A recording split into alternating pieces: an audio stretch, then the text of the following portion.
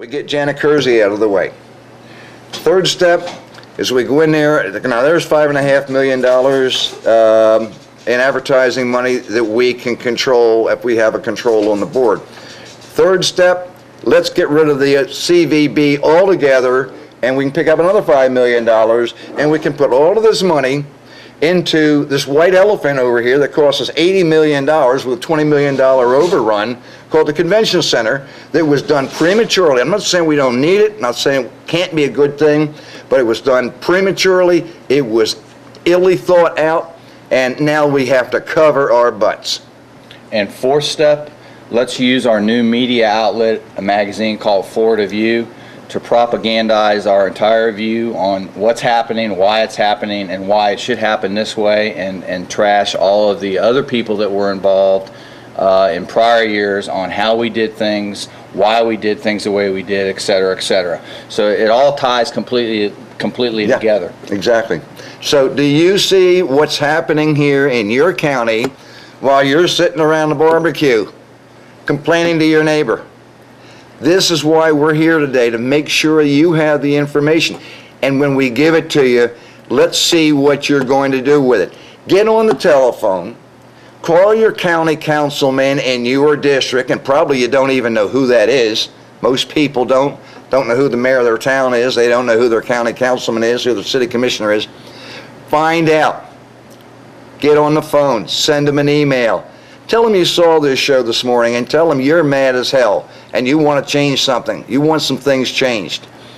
This is what we got to do. We got to get this information out. Well, here's a really interesting concept that gets missed. Is there is already 3 cents of bed tax going to the Ocean Center. Okay. There is 3 cents going to the Visitors Bureau. That tax has changed over the years. Originally, the Bureau was getting 2 cents and the Convention Center was getting 2 cents. And then a few years back, we opted to add an additional penny to the Bureau tax. It's an option that we had and was approved. And then a couple of years back, the county came to the hoteliers and asked us to support an additional penny tax on the Ocean Center so that it could fund the expansion. At that point in time, Rick Hamilton was here. Did a great job at the Ocean Center. I mean, Rick and I had our differences, but overall, he did a great job, and he's doing wonderful things up in Ocean City right now. Anyway, when we were going through the expansion process, the planning process, the numbers thrown out were much lower than the numbers that we ended up at. Yeah. And that was for a reason, because there needed to be money left over for operations, marketing, et cetera, et cetera. During the expansion process, other than the marketing that the Bureau was doing, okay, there was no marketing done for the Ocean Center. As a matter of fact, during that time period, the Bureau was asked not to continue to market because there was a timing issue as to when the center was going to get completed, because there were cost overruns. I was on the chair when some of those things were going on. So there's a lot of intricacies there. So it isn't that there's not money going to the Ocean Center, because there is.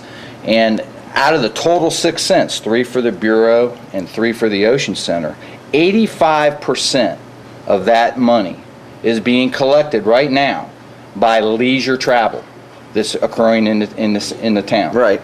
So if we start pulling funds from the Bureau away from marketing to the leisure traveler, to try to promote more conventions in the town, which ultimately would be good, okay, but we're going to take a hit in the total collections from year to year, okay, to try to make that change. And as you know, nationwide right now, business travel is down. Oh, absolutely. I mean, companies are not going to these, lush conferences here and there and traveling around the country like they used to 4, 5, 6 years ago. Mm-hmm. As a matter of fact, when the center was being built, there was centers around the nation, okay, other centers around the nation that were in dire need of business. They were discounting their rates and they were having trouble getting their centers filled.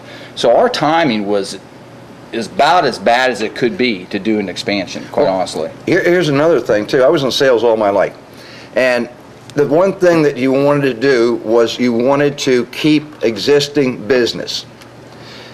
It was much easier to keep renewed and additional and existing business than it was to go out and find new customers, going out there and knocking on doors, because that took time, it took gas, it took money, just like we're doing now. It's going to take time, it's going to take gas, it's going to take money, it's going to take a lot of money to go out there and bring in a convention center this year or in 5 years, and then another one in 5 years. When you've got events that are already built in, that without these events, Race Week, Biketoberfest, without these events, this town would be a ghetto. Well, and it's not far from it now. In fairness, though, it's a balance. I mean, there's no doubt we have the building, we have to have a balance, but the business in that center is going to be generated through relationships, not through advertising. Convention business is built through relationship building. And Sally Gardner was very good at it. She was with the Bureau for a number of years. She's received numerous awards, throughout, for her efforts. Our Bureau is an accredited Bureau. That speaks volumes.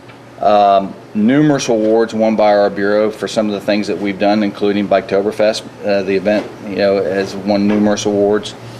So it's the type of business that takes time to build. Right. I mean, it isn't like when the doors open, people are going to walk through. Just like the Shriners, we're looking at a convention 5 years from now. But what I'm saying is we need to take care of what we have in the meantime. Absolutely. To keep that going instead of trying to kick it to the curb. That's absolutely true. Absolutely true. Because if we don't, then our overall pool of money could be detrimentally hurt. I mean, look, there's no doubt that collections have been down the last few years. Tourism has been down the last few years. It's not just isolated to the Halifax area and Volusia County. No.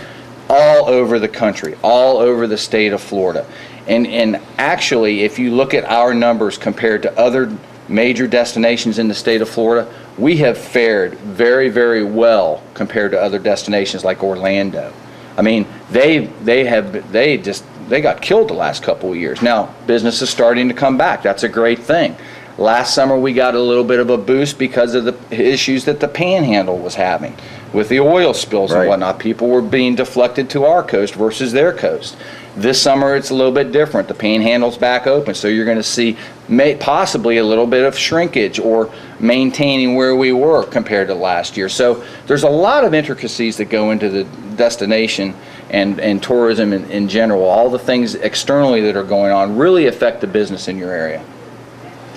Yeah, and messing with it, when you mess with the engine behind our economy, let's face it, in Florida today, the number one industry in Florida is tourism. That's right. We are a tourism-based economy, and I don't see how that will ever change. We have 1,300 miles of the most pristine beaches in the world, and that's what makes us such a great tourism destination. And these folks that are who have no experience, who will cavalierly I can't say the word, Cavaliering. Yes, in a less than paying attention to this issue, they're going to take us in a direction that's going to hurt the number one engine in our economy. That's going to cause more unemployment. It's going to cause lower bed tax. It's going to cause a bigger problem with the budget at the Ocean Center if the bed tax goes down, because that's what pays for the Ocean Center, the bed tax. So we can't stop advertising the area. We need to be advertising it constantly and consistently with the same messages or different messages from year to year, but it has to be a constant and consistent effort. Every tourist town in the country is competing for tourism dollars. Yeah.